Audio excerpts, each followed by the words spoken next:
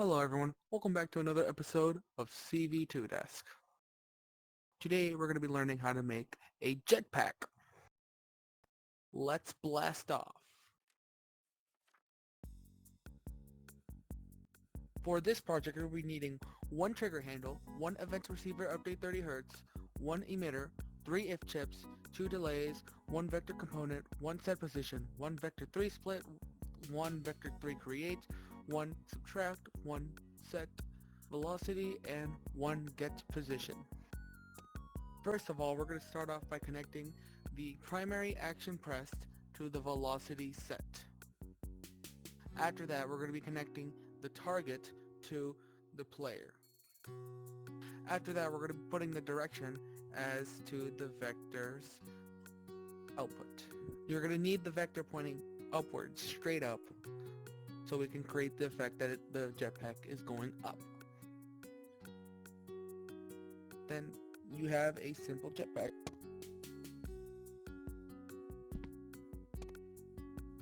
But we're going to be taking it a step further. Once we set those up, we're going to be connecting the vector set output to a delay of 0.5 seconds. And it's going to check after 0.5 seconds after the delay. We're going to be connecting it to an if chip. We're going to be connecting the condition to primary action is held. Once we do that, we're going to be connecting the update receiver update 30 Hz to the input of the if chip. We're going to be connecting the then output to the velocity set yet again. What that does, it makes us stay up in the air longer.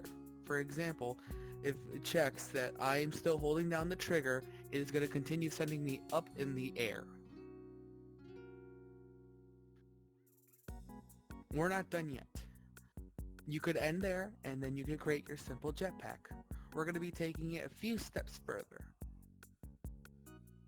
Let's move the vector 3 create closer to the vector split. We're going to be connecting the top X to the top X on the right, the left Z to the right Z. Before we connect the Y, we're going to be putting in a subtract. And we will be connecting the Y to the top value.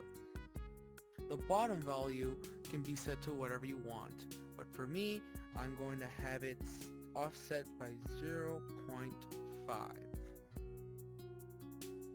The difference is the output of Y minus 0.5. Once it gets set, we're going to put the difference output to the Y. Before we continue, we're going to be connecting the vector 3 to the position output from the get position. We're going to be connecting the target input to player. What this basically does is it gets the position of the player. We're going to be getting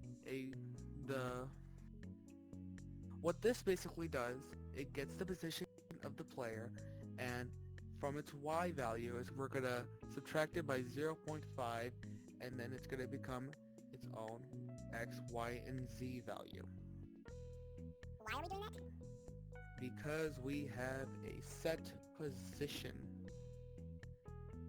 We're going to be connecting the vector 3 output to the position. Now, for this, we can finally get the emitter. For the emitter, we're going to be connecting this little yellow spot on the top right to as the target. Before we connect it to the rest, we're going to be grabbing the if chip. We're going to be connecting the then output to the input of the set position.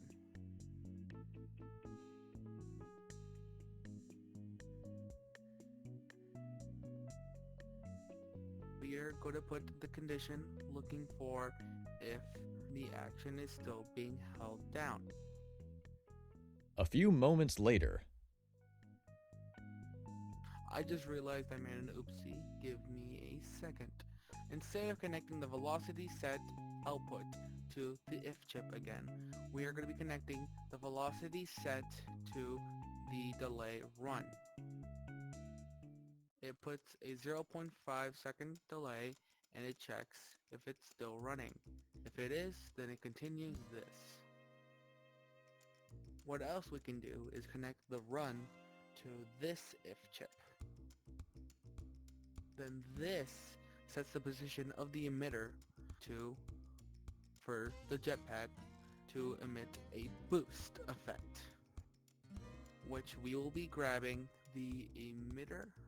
For the emitter, we have to have the emitter facing straight down. Also for the emitter, we are going to be configuring it and setting the particle type to boost. Do not enable playing or looping. Now we will be connecting the set position output to the start. After that, we're going to be connecting the start output to another delay. Set it for 0.5 seconds as well. After we connect the start output to the run input, we're going to set the delay to 0.5 seconds. Once we do that, we're going to be connecting the after delay to the if chip. Then we're going to set the condition to primary action is held. If it is still being held down, we're going to be connecting the then to. This checks again if the trigger is still being held down. After we connect the else to the stop, we're going to be connecting the then output to the start again. The else output appears whenever the condition primary action is being held is false. Since it is false, that means I am no longer holding down the trigger. We now have a functioning jetpack. I hope you guys enjoyed that tutorial. Make sure to leave a like, subscribe, and maybe even comment another suggestion. Until then, blast off!